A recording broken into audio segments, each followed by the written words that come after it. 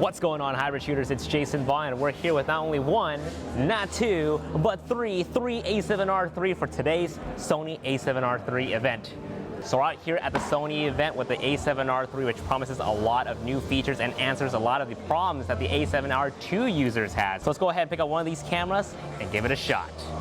All right, got here the A7R III just announced with the 24-105 f4 lens. Feels really solid. Grip is very similar to that of the A9. There's a bigger grip right here because there's a bigger battery in here. It uses the same battery as the A9. And I think this camera answers a lot of people's issues with the A7R II when it initially came out. You know, only one SD card slot, really small batteries, no joysticks, very hard for professionals to use. But the A7R III, you know, Sony listened and gave two SD card slots here, bigger battery and the joystick. They relocated the record button for video, which I personally am not a fan of. I know a lot of people didn't like the side placement, but I got used to it, so I'm probably the 1% out there that probably doesn't like the new placement of it, but that's just me, though. I'm sure a lot of people would be pretty happy about that. But user experience-wise, this thing is fast. To me, it's like, I wouldn't say as fast as the A9, but my hit rate on the A7R III it feels much higher than that of the A7R II. One comment I'll make about the 24-105 is that it is ultra light. I mean, I have it with the A7R III right now, and it doesn't feel as heavy as if you were to have the 24-70 G Master on. So it's definitely not as front heavy as the 24-70 with the A7R II.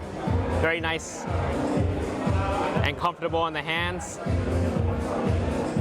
You're getting 10 FPS, even in silent shooting. And like the A9, the IAF just locks onto the subject and it doesn't lose it. That's crazy. Spot on accuracy. Just completely winging it too. I feel like if I just wing it with my A7R II, wouldn't get such a sharp focus on the eyes. Look at that. Insane. Another thing to note is that there's now 3 custom settings you can have on the camera now, 1, 2, and 3, as opposed to the 2 on the last camera. The touchscreen is also a lot more responsive compared to the A6500. So let's talk about the video features of the A7R III. As you guys know, I love shooting videos with my A7R II because of the phase detection autofocus. It just makes grab and focus a lot faster, makes run and gun videoing a lot faster, perfect for wedding filmmaking. So what's improved on this camera is the inclusion of S-Log 3. So before there was only S-Log 2, now it has S-Log 3, and yes, there's S-Log. There's S-Log 3, and now there's an S-Log 3 Cine Gamut. Wait, did I butcher that? S-Gamut 3 Cine. That's something that wasn't available in the A7R II. That's pretty cool. That's dope. And still 4K, but if you shoot in Super 35 mode, it becomes it's 5K in a 4K composition. So not quite the 6K that you would get on the A6500 and the A9, but that's still pretty okay. Not a problem. A bummer for me was that it does not have 4K 60 as I would have hoped, but I mean, it's the A7, it doesn't have 4K 60. So A7R III, I'll let it slide, but I'm hoping the A7S III will have the phase detection and the 4K 60 that I'm hoping for.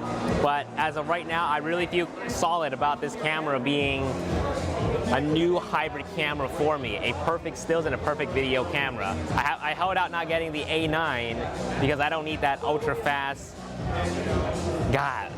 photo taken, you know? This is it. This is enough. This is enough. What happened? Keep coming closer. I keep coming close. I'm so excited. I'm so excited that I want to keep pushing in and talk to the camera.